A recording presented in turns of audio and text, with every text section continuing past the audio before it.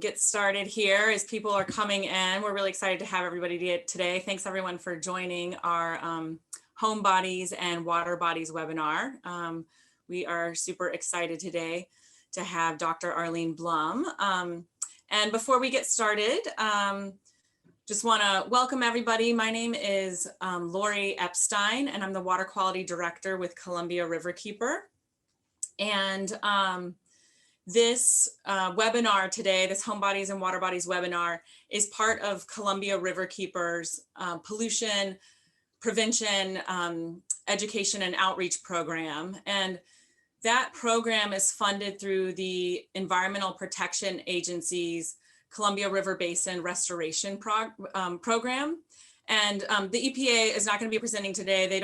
They're not pre-approving the content of this webinar, but we're just really appreciative of the funding source that makes, awesome opportunities like this possible and makes us able to, have great events like this. Just a little bit of housekeeping before we get started. So we're going to have, I'll introduce Dr. Arlene Blum in just a couple of minutes. If you have questions while she's speaking, please put those questions in the chat. And then at the end, we're going to leave about 15 minutes for a Q&A at the end. And so I'll look in the chat for questions and I'll ask them to Arlene. So if you have anything you'd like to ask, please just put those in there and we'll read them off to her. We're really excited to have this webinar. We felt like this particular topic was especially relevant right now because, so many of us are spending a lot of time at home because of the pandemic. So it seemed like the perfect time to be thinking about, some of these products that are in our home and, kind of what's in our home environment and the chemicals that, might be in these products that we use.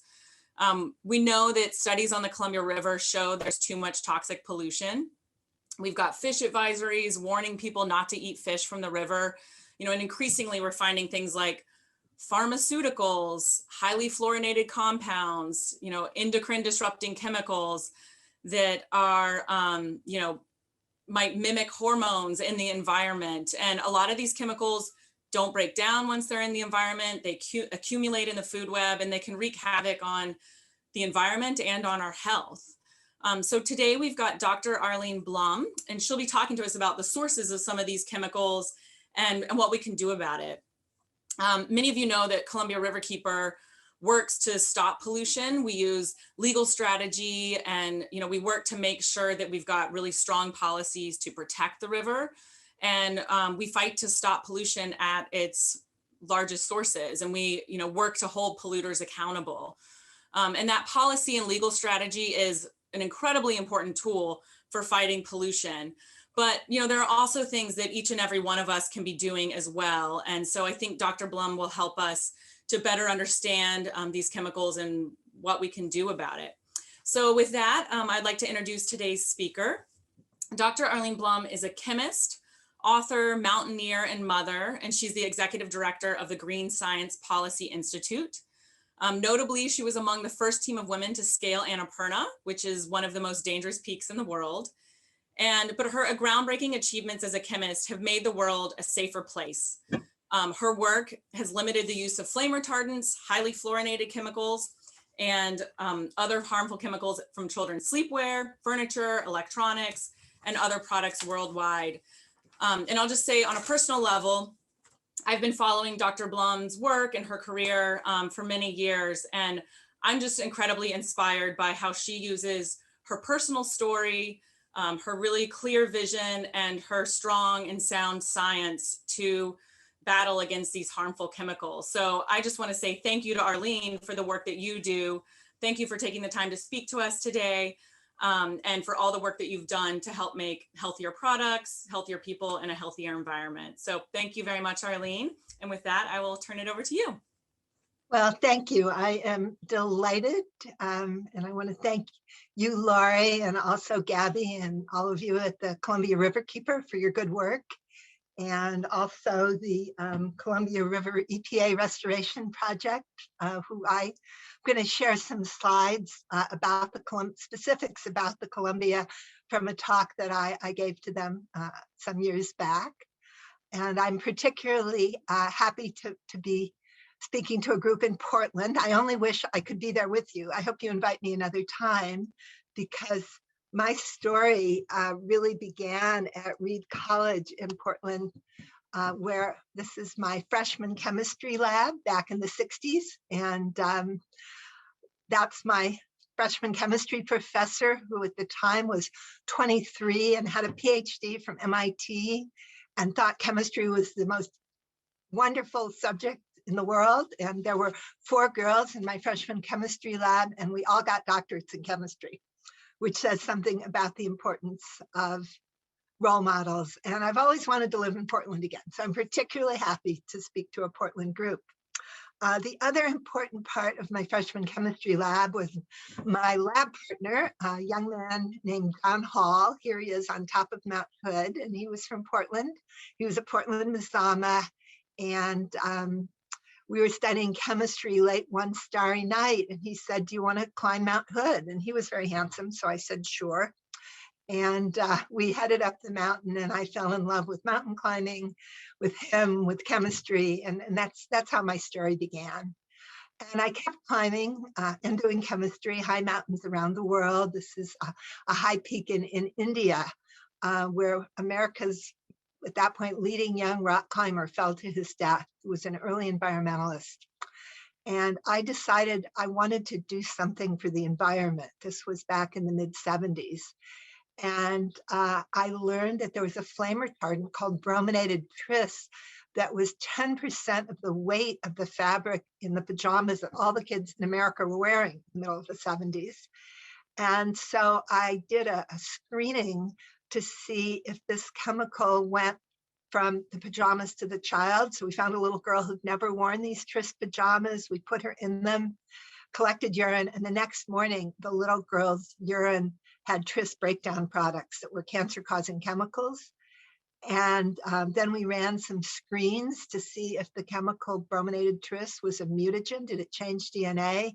It was a really strong mutagen, one of the strongest that had been measured. And we thought, we have to write a scientific paper and tell the world about this. But then I got invited to this mountain. I don't know if anyone knows, this is Mount Everest. And back, this was 1975. Everest had only been climbed once by Americans in 1963. No American woman had ever even had a chance to try Everest.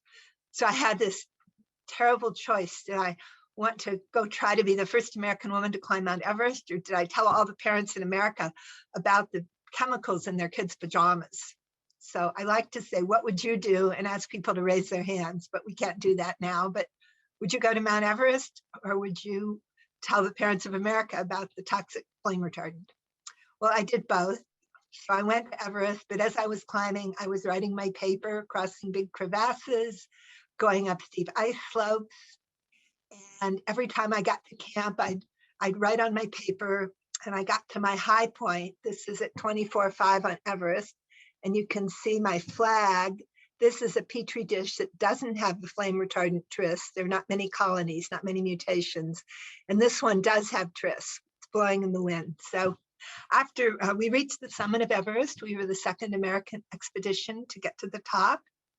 And that was in 1976, the bicentennial expedition, October. And a few months later, our paper was published in Science magazine. And the subtitle of this paper says something about the work that we're doing now. The main flame retardant in children's pajamas is a mutagen and should not be used. So for those of you who've read scientific papers, they always end with the same thing, and it is more study is needed. And scientists don't usually come out and make strong policy statements like, don't use this chemical in kids' pajamas. But we made it, and 3 months after our paper came out, tris pajamas were banned by the Consumer Product Safety Commission, and that was great. But when that chemical brominated tris was banned, the manufacturers needed something else, and the chemical industry said, well, we have something that's nearly identical in structure. You could just a drop-in replacement. We don't know much about it, but it should be fine. And so they replaced brominated tris with chlorinated tris. What do you think? Is that a good thing? Turns out same structure, function, and toxicity.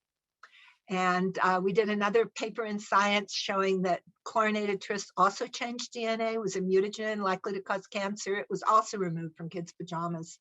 But what we didn't know then was that it continued being used as a flame retardant in furniture. And we will return to that theme a bit later. Meanwhile, after Everest, at that point, all the world's 8,000-meter peaks had been climbed by men, but women had not had that opportunity. So I applied on my way back from Everest for a permit for Annapurna 1, which is the 10th highest mountain in the world. We hoped it would turn out to be among the safest, but it turns out it's among the most dangerous. We did reach the summit. Irene Beardsley here was the first American woman to climb Annapurna. I wrote a book about that, Annapurna, A Woman's Place.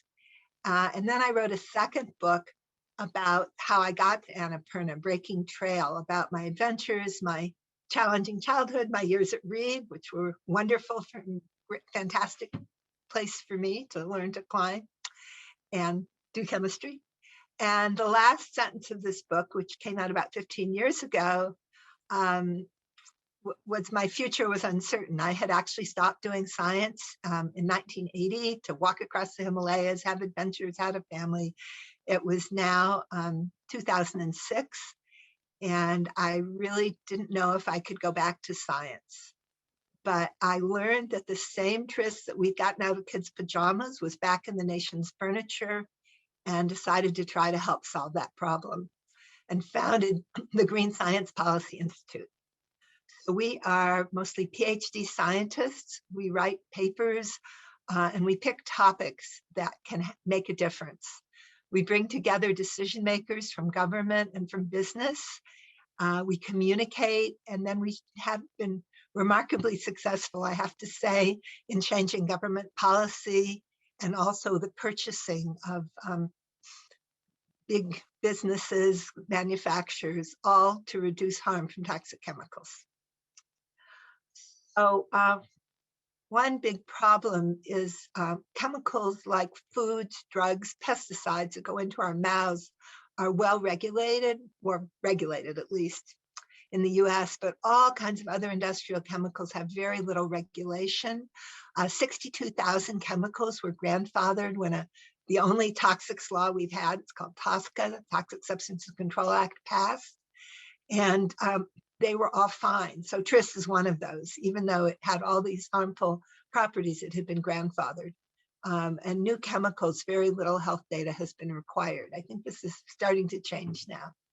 Another big problem is, remember, when brominated tris was removed, the replacement was chlorinated tris. Similarly, on the left, there's a flame retardant. If you have an old TV, the case is probably about 15% by weight, the plastic, a flame retardant called decabromo diphenyl ether, and it's persistent, bioaccumulative, and toxic. And as the decabromo ether got phased out after years of research and advocacy, we stopped using it. The replacement was decabromo ethane. As you can see, the structure is almost the same. Also similar persistence, bioaccumulation, and toxicity. And so if you have a newer TV, the case might be 15% decabromo ethane. So these regrettable substitutions, I think you maybe heard we went from BPA to BPS, means that it's pretty hard to solve the toxics problem.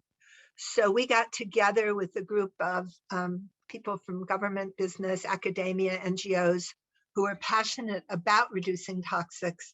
And we came up with the idea of thinking, how do we evaluate tens of thousands of individual chemicals? It seems unworkable, but if you move them, sort them into classes or families, and think about them a family at a time, it's much more possible to solve the problem.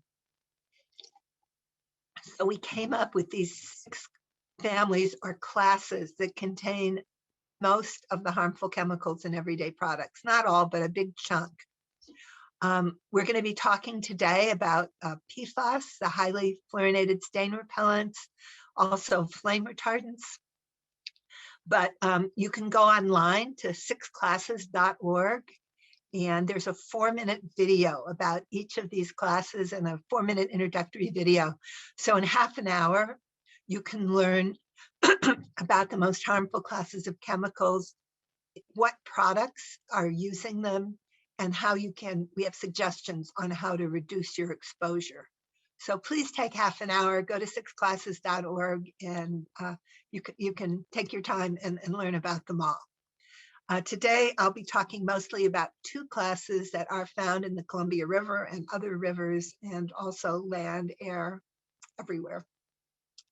Now, when a chemical is in one of these classes, they're useful things. We can't not use all the chemicals in these classes, but we can say, is it necessary? If you say to a mom, you can have a perfectly stain repellent white carpet that you can drop Coca-Cola and ice cream on, but the chemical is a toxic one that's going to be in your children for years and on the planet forever, she might decide she does not need that carpet. It's not worth it. And if she really wants that white carpet, then let's use green chemistry and come up with a safer alternative.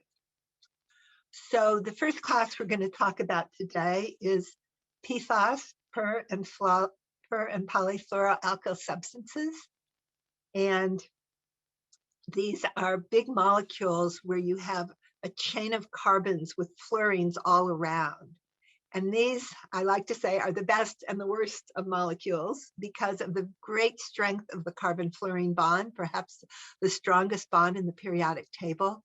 So these molecules have lots of good properties, oil and water repellent. See, they make your outdoor jackets water repellent, your fry pan stick proof, but the bonds virtually never break. They're forever chemicals. They last for geologic time, and the ones that have been studied have been found to be harmful. First place that a lot of attention came to this was in the Ohio River Valley. A manufacturing plant for Teflon released these chemicals into the air and water.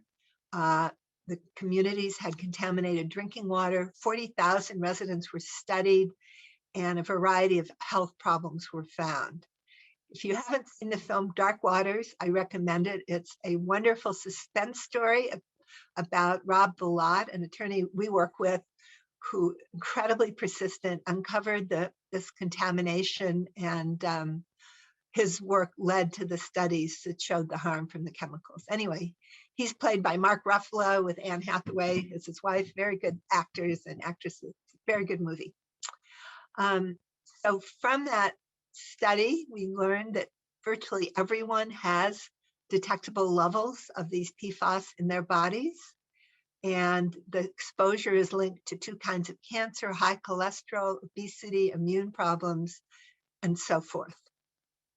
I first learned about this trekking in the Himalayas, where always interesting things happen. I was reading this book.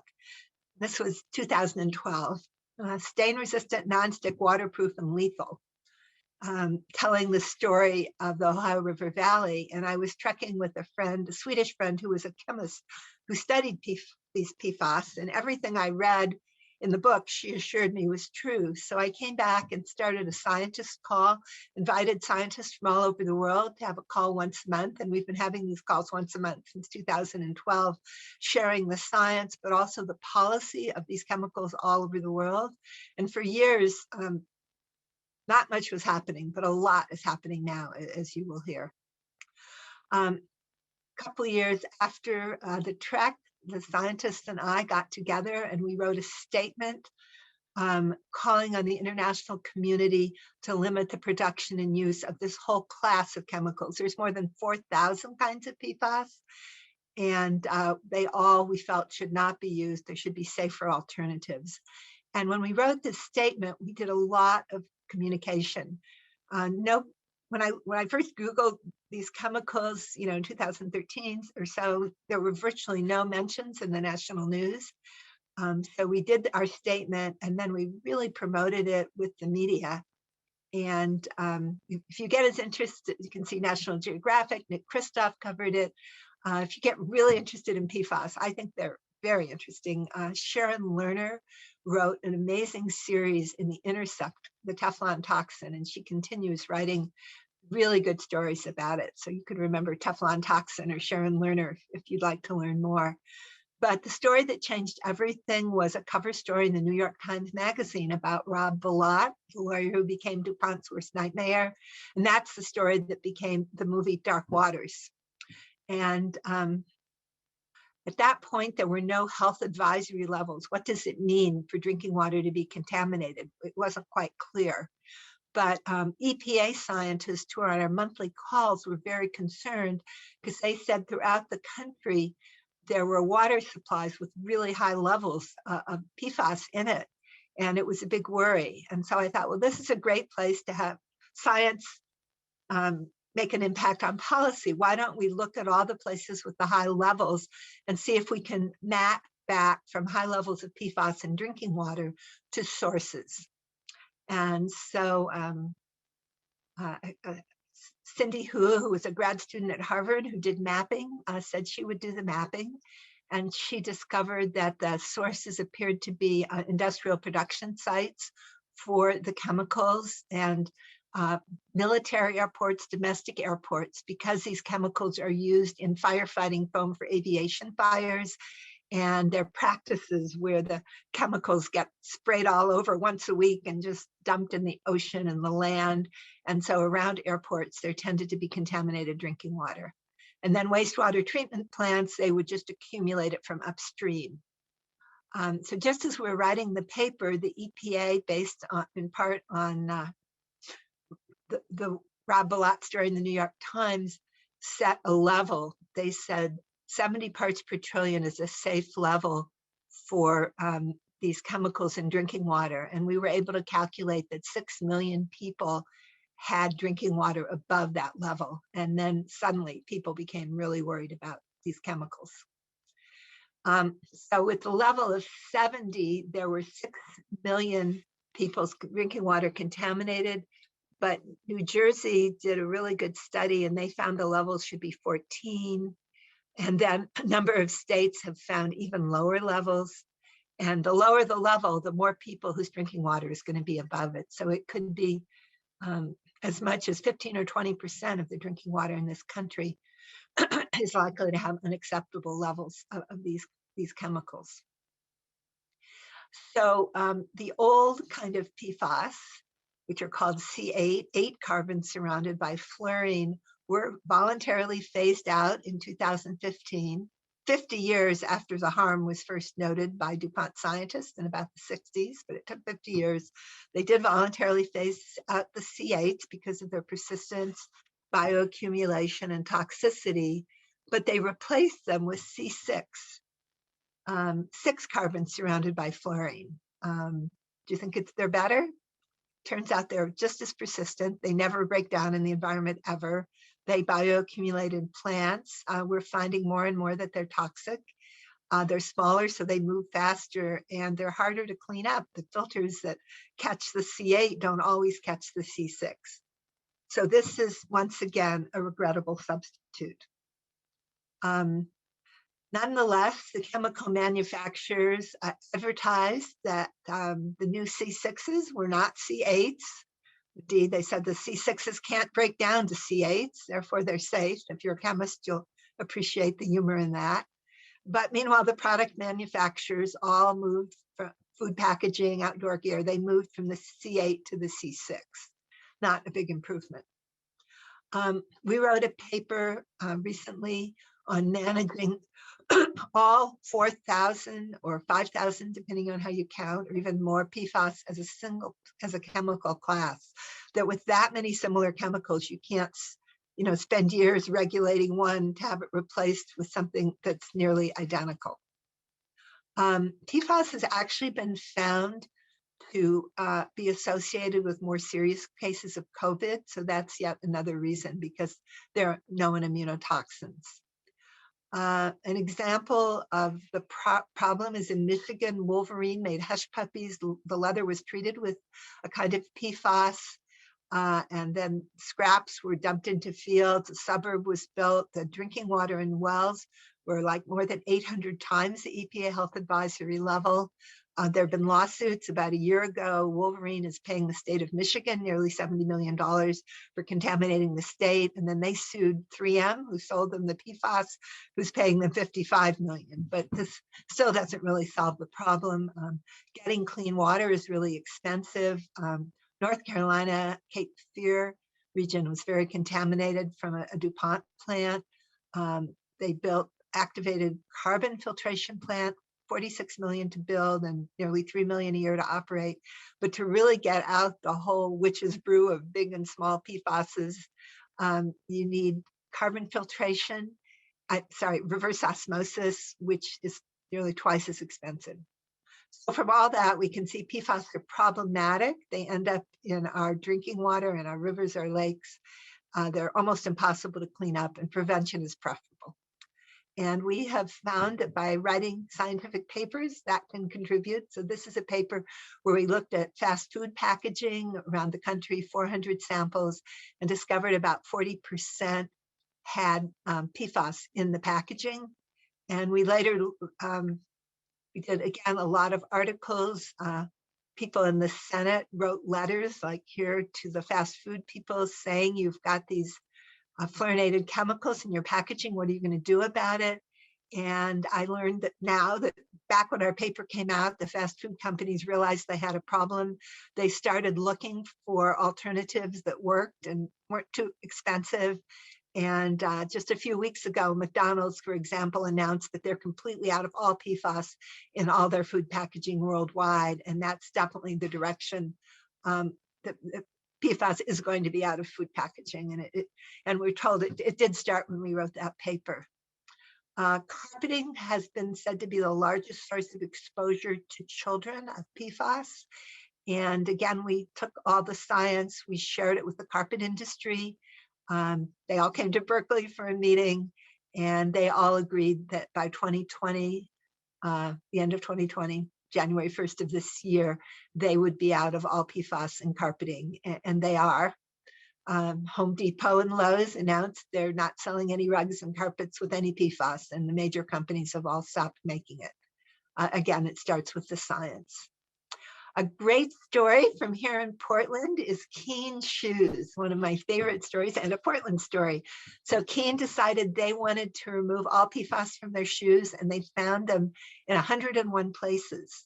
And then they looked, and they weren't necessary in those 70 of those places, and they removed them immediately. But the other 31, they did need that stain and water repellency, and it took them years of work. But Keens are out of PFAS, and they want to work to get the whole outdoor industry out, which is very, very inspiring. All these brands are eliminating this class of chemicals.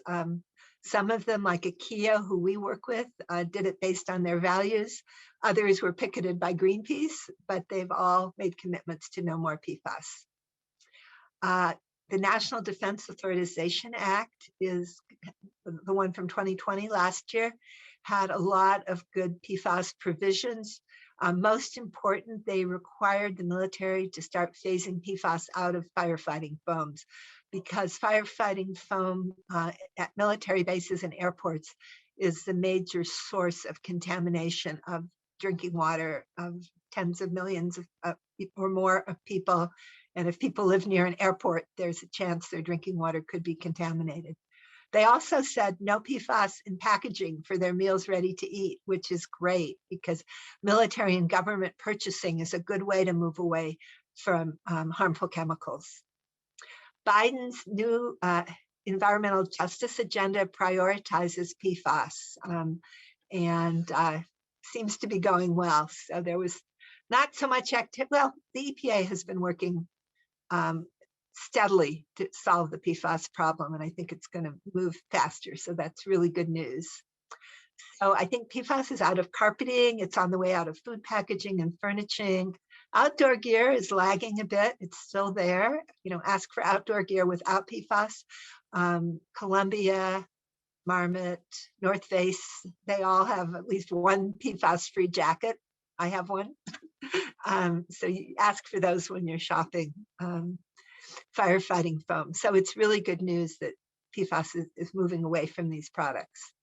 So if you get super interested in these chemicals, they're very interesting. We have a website called PFAS Central, and every week we post all the news there. Every day there's more articles about PFAS. We also read all the scientific papers, pick out the important ones, put down an interesting sentence.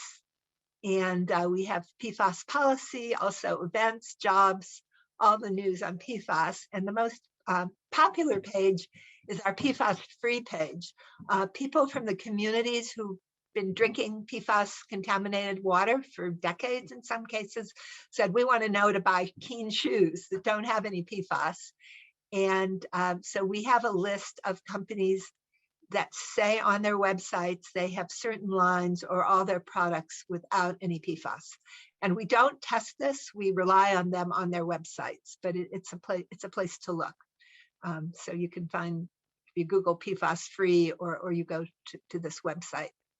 And when you go to our websites, we encourage you to sign up for our mailing list. We send out updates once a month on the latest news on reducing harm from chemicals. So please sign up and we'll hear from you once a month. Okay, well, let's talk again about flame retardants. Back in the 70s, there were a lot of fires and flame retardants were put in kids' pajamas, furniture, building insulation, electronics cases, assuming that they would indeed help with fire safety and not thinking about health problems. And the sad reality is in many cases, the standards are such that they don't help with fire safety and they do cause serious health problems. There has been a California standard called Technical Bulletin 117 that is followed across the whole US. And it requires furniture foam to withstand a small open flame for 12 seconds, but only 12 seconds. And if you have a real fire and your couch is burning, if a candle drops on your couch, you have a big fire. And then the fabric, the foam, which has to be like 5% by weight toxic flame retardant, it burns quite rapidly and the flame retardants make the fires smokier and more toxic. So actually this was a bad standard. So it did not provide a fire safety benefit. And just to give you an idea, the chemical that was used, it's this structure, which is halfway between a PCB and a dioxin. And PCBs and dioxins are cancer causing, they're quite harmful. And the fact that 5% of the weight of the foam in older furniture was halfway in between in structure was really a problematic chemical. And these are now some slides that I presented to the EPA Columbia River Restoration Project several years back, where NOAA Mussel watch, they looked at sediments and bivalves around the coast for these pBDE flame retardants, the pentaBDE, that means 5 bromines. And pretty much everywhere you can see where there's people living, they found pretty high levels of this flame retardant in the sediments and the bivalves. And that includes the Great Lakes and really our whole coast. So there was testing in the lower Columbia. And again, going up the Columbia, they found these pBDE flame retardants. And they discovered that they were present in the food chain, including what the juvenile salmon ate, and that they were bioaccumulating in the salmon. So this was, as I said, we talked about this a number of years ago. The good news is that these chemicals have now been phased out. And I actually asked the people at the Portland EPA if they had any more recent data, have the levels gone down? And they don't yet have recent data. So this was a while ago. So these pBDEs bioaccumulate up the food chain. So top of the food chain predators have very high levels. So that would be killer whales, birds of prey, polar bears. It's a Tasmanian devil. They're facing extinction, and we don't know if their high levels of flame retardants are one of the reasons. Even marine predators like octopus and squid have high levels of flame retardants. So what about people? Well, there've been, because these PBDEs were in pretty much everybody's furniture since the late 70s, we're doing a human experiment, and women who had higher levels took longer to get pregnant, had altered thyroid hormones during critical windows of brain development that could lead to a number of neurological problems and reproductive in their children. It was calculated the average American child lost 3 or 4 IQ points from these PBDE flame retardants. They were the main flame retardant used between about late 70s and about 2005, when they were phased out. So how did the flame retardants go from the products to people? Remember, 5% of the weight of the foam is a flame retardant, and it's continually escaping from the couch into air. They're called semi-volatile, so they go into the air and they drop into dust. And if you get some dust on your hands and you eat a sandwich, you're eating flame retardants. Cats groom, they lick their fur, and their levels can be 10 to 100 times higher than humans. And most worrisome, young children who crawl in the dust and have hand-to-mouth contact, their levels are usually 3 to 5 times higher than their parents, and sometimes even 10 to 100 times higher, just when their brains and reproductive organs are developing. So these flame retardants do have high levels of human exposure. And we found that a couch made with foam that met that standard, i.e. was 5% by weight flame retardant, did not perform any better in terms of fire safety than a couch with plain foam, because of the problem that you have a big fire and the foam burns and it makes the fire smoky and more dangerous. So it seemed like this was a bad standard and it needed to be changed. And so just when I was getting back to science, I learned that the PBDEs, which we've talked about, had been phased out. But you know what the replacement was? Chlorinated tris, the same chemical we'd gotten out of kids' pajamas that we knew changed DNA, was likely to be cancer causing. So somebody said, well, let's just write legislation to solve this problem in California. And we realized that you could stop fires in the fabric without flame retardants. So it didn't reach the foam, which is pretty flammable. And so we tried to do legislation to change the fire standard in California so you could have fire safety, more fire safety, by stopping the fire in the fabric without flame retardants. And we had 4 bills, and they were supported by scientists. Firefighters supported them because the breakdown products when flame retardants burn are cancer-causing molecules, and firefighters have high levels of cancer. So firefighters supported not having the flame retardants, scientists, parents, the whole community. But our 4 bills never passed because of Californians for Fire Safety. And our first bill got within half a vote of passing, and there was a $7 million advertising campaign in 1 week from Californians for Fire Safety, who turned out to be the 3 manufacturers of the flame retardants. They ultimately spent a documented $21 million in California, preventing California from moving to a standard that would increase fire safety without flame retardants. And these same PBDEs and chlorinated tris, of course, are in furniture in Oregon, Washington, contaminating the rivers, the lakes, the air, and people. We wrote a consensus statement, a scientific consensus statement signed by several hundred scientists on the harm of these flame retardants, the lack of benefit. We publicized it. A thing that was transformational was the Chicago Tribune did an amazing series. You read the subtitle of the first front page. A deceptive campaign by industry brought toxic flame retardants into our homes and into our bodies, and the chemicals don't even work as promised.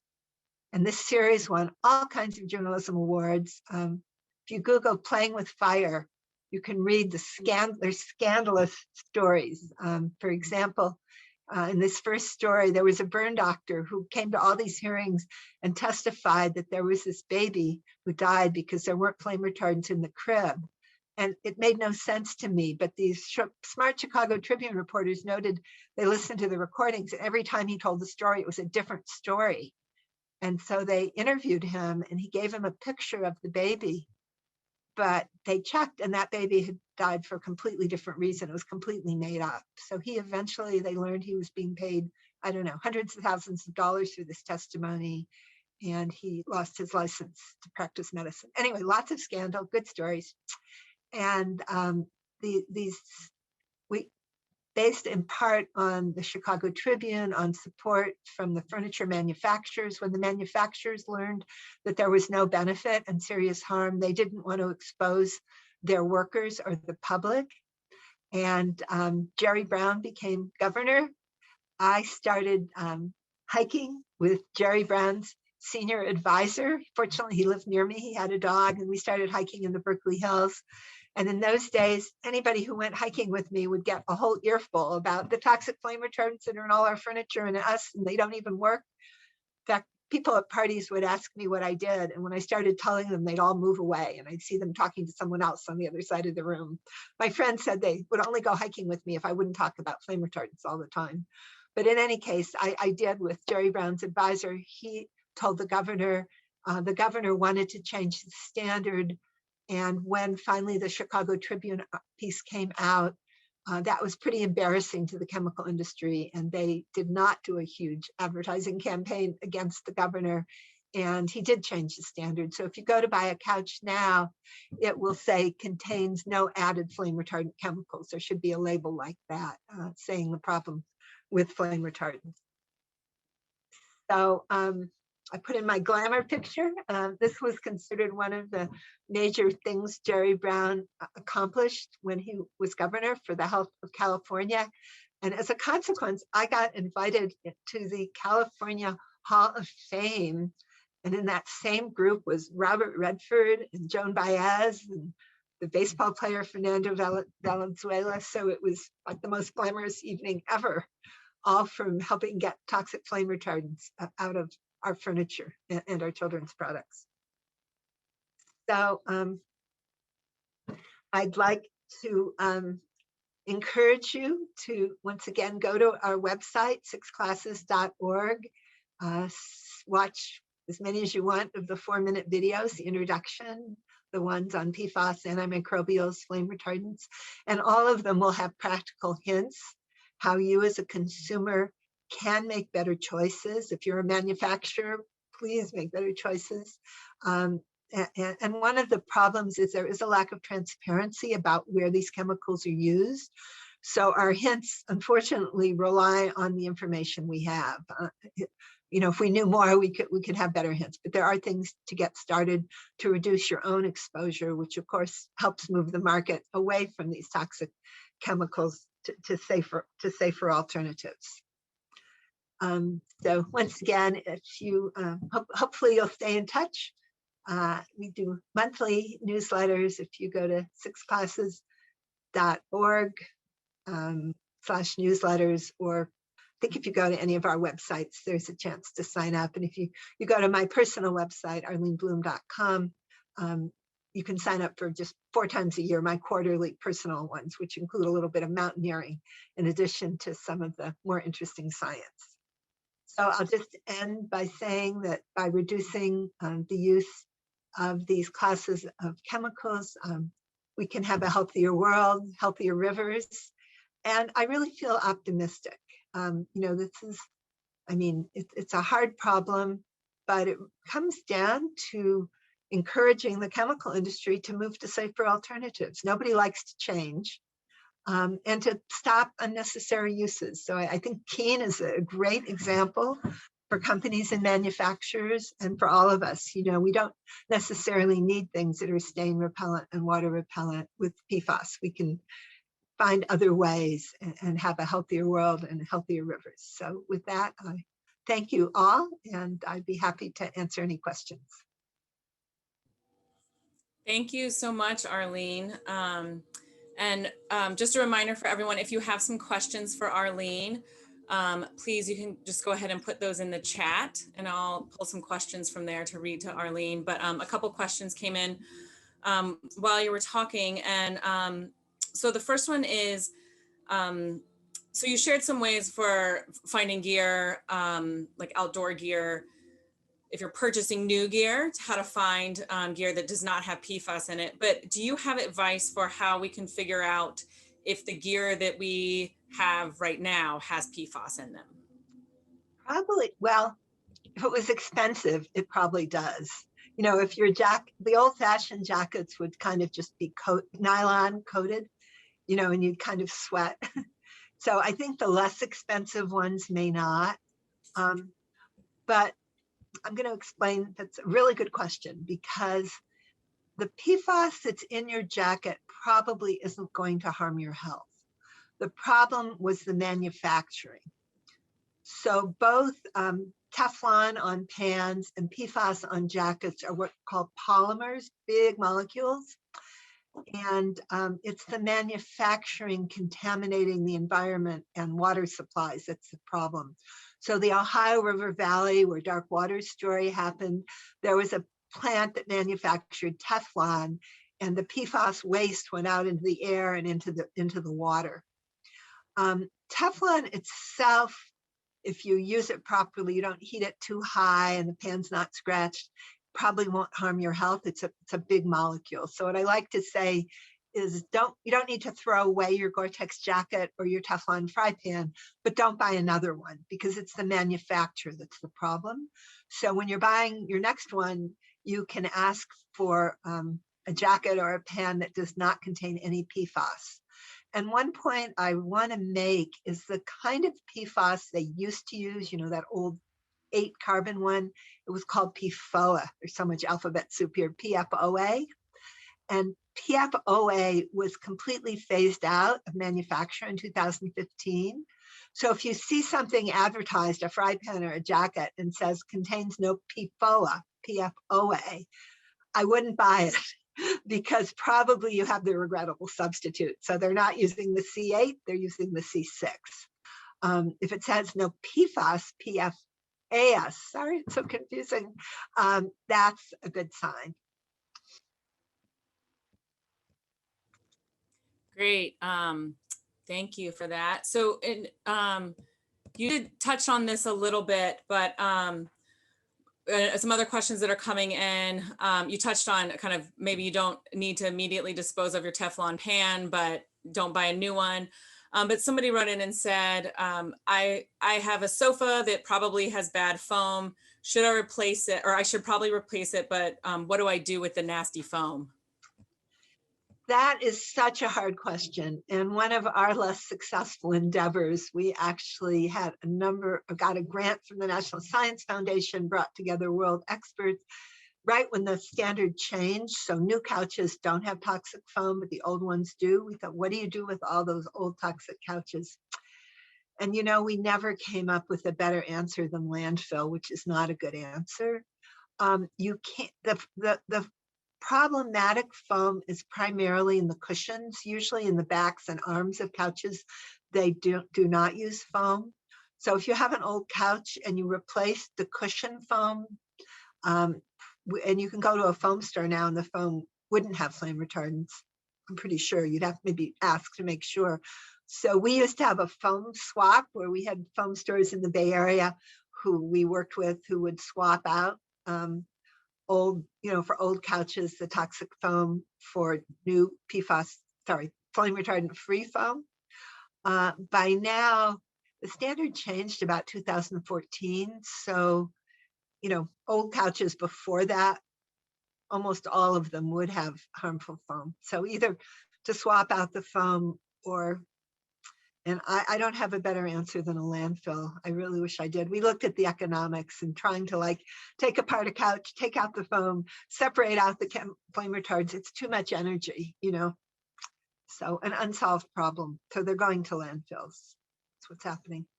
Not the best solution.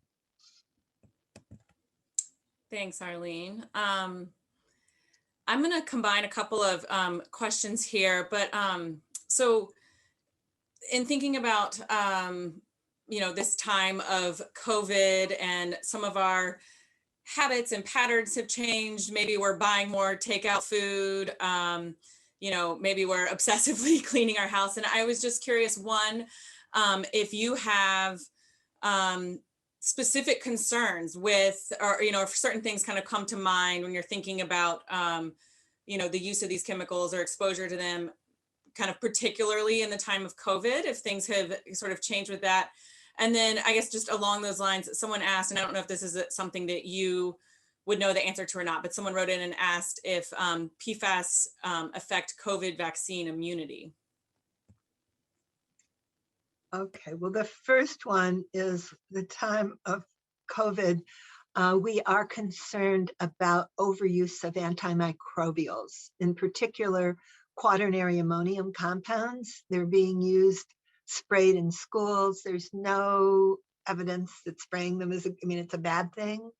Antimicrobials, they kill microbes, but for example, it's much better to wash your hands with soap and water than to use an antimicrobial, because you'd have to wash for 2 or 3 minutes and nobody does. So the antimicrobial just goes down into the water and ends up, again, accumulating up the food chain. And you find antimicrobials in places like breast milk where you really don't want them. So there's definitely overuse, and we're starting a scientist group on that topic. So I would just say to really try to stay away from harmful disinfectants. COVID is mostly airborne anyway. And so all this, they've just increased the amount of these harmful disinfectants, and it's really not helpful or necessary. And for PFAS, it does affect immune response to a number of kinds of vaccinations. That's been shown. I don't know that there's been research yet on COVID vaccinations. It's so new. There is one study I had in my talk where people with higher exposure to the kind of PFAS where there are 4 carbon chain, it's made by 3M, that they do have a more severe, higher levels of the 4 carbon PFAS, more severe COVID. That's one study by Philippe Grandjean at Harvard, who has done a lot of the immune suppression studies. If somebody wants to read them, if you look up Philippe Grandjean, he's done a lot. So, but they're just better avoided. If obviously, if people's drinking water has been contaminated, hopefully they're getting clean drinking water now. I think it is very hard to clean up. So again, we think stopping the use in products is really, really important. Let's see. Someone else asked, can a couch over 15 years old still emit flame retardants? Yes. I happen to know that because when I started doing this work, which was 2006, I unfortunately had gotten probably the first pBDE couch. All my furniture was like 20 years old and had high levels of pBDEs. And we actually did an experiment where we did like a core. We took the foam and we measured the levels as you went down towards the center. And so in the center, it was 5%, and on the top, it was 4.8% or something. So they just keep slowly emitting. Yeah, so I happen to know that from personal experience. You can replace the foam, which isn't as costly as getting a new couch. But certainly if pregnant women are the most vulnerable, anybody who's in that position really should not have a couch that has pBDEs. So I think that's a time to either replace the couch or replace the foam. And they do stay in your body for some years, so it's good to do it as soon as possible. Someone also just asked a clarifying question. So would breathing the dust be a way to accumulate flame retardants as well as eating them, or kind of, hand to mouth? Yeah, though less likely. So volatile chemicals like solvents, they go up in the air and you breathe the air. Flame retardants and PFAS are heavier, bigger molecules, are called semi-volatile, SVOC, semi-volatile organic compounds. And so they kind of emit, but they drop into dust. So there might be a bit in the air, but they're mostly down in the dust. So that's why cats, for example, have so much higher level, or toddlers, because they, put their hands in their mouths or lick their fur. Let's see, somebody else asked about, so back to the antimicrobials, they said, are antimicrobials in hand sanitizers? Not usually. It's usually alcohol plus, can't remember. We all were making it in the beginning of the pandemic, and then we've learned that that's not the main route of exposure. Now, hand sanitizers should be okay. A lot of liquid soaps contain antimicrobial. If you listen to our antimicrobial talk, there was one called triclosan that was just used a lot, and finally the FDA phased it out, and we all went to the pharmacy to see, and it was gone from all these things, but the replacement were these quaternary ammonium compounds that appear to be quite harmful, and that's kind of what we're studying now. So if there's a quaternary ammonium compound, I'd avoid it. Liquid soaps, at least used to, many of them did contain antimicrobials. It's mostly there for marketing. There isn't a benefit. Lots and lots of products are marketed as having, countertops and doorknobs, and it's really not a benefit, and it is potentially harmful because they go out in the world. So they're better avoided. Not, for in a hospital, that's different, but, for regular consumer use. This is one of my questions, and it may be a little bit unfair, but I was just curious if you have kind of the worst actor, or if I was going to ask you to, come into my house, I want to look at what's in my home, and, thinking about my exposure and what I'm exposing to the environment. Do you have kind of a go-to, like, this is the first place I'd look, or these are the kind of the first kind of primary areas of concern for you? Well, for flame retardants, furniture definitely was. And at the same time, they called children's products like high chairs, strollers, car seats with foam. Children's products with foam used to have flame retardants. Now, none of them do, except car seats mostly still do. And you can't do too much about it. There's some very expensive ones that don't have it. So I encourage people with their kids, unfortunately, not eat in the car seat. I see my little cousins pulling out some Cheerios from, 3-day-old Cheerios from inside their car seat. And I kind of go, oh my gosh, because there would be flame retardants in the car seat foam. So old furniture, television cases, as I mentioned, are maybe 15% by weight flame retardants. And there's data, kind of the more TV viewers in a house, the more of that kind of flame retardant in the dust. So I think electronics cases, some kinds of building insulation, those are places where there's still flame retardants. PFAS exposure, food packaging has been a big one. It's hopefully on the way out. Carpeting was very big, for children's exposure, and new carpeting won't have it, but old may well. Carpet cleaning things, lots of spray things. We do have on our PFAS things to look for on the label, if it says fluor or fluoro or any of these things. It's ironic that the shoe company that, contaminated that area in Michigan that was, suing 3M and being sued by the state of Michigan, we just noticed they were offering a spray on waterproofing for children's shoes, and we tested it and it was C6. They might not even know that, while they're busy being sued and suing, they're still selling it. So kind of liquid thing, any kind of spray waterproof thing, I would stay away from. Scotchgard. Gore-Tex is the problem, is more the manufacturing than your exposure, but it is a problem. So things that are water repellent, stain repellent, could be avoided, I think. Ski wax is one where they're transitioning. The Olympics said no more PFAS in ski wax, but they're figuring out how to enforce it because it really does make people ski faster. So.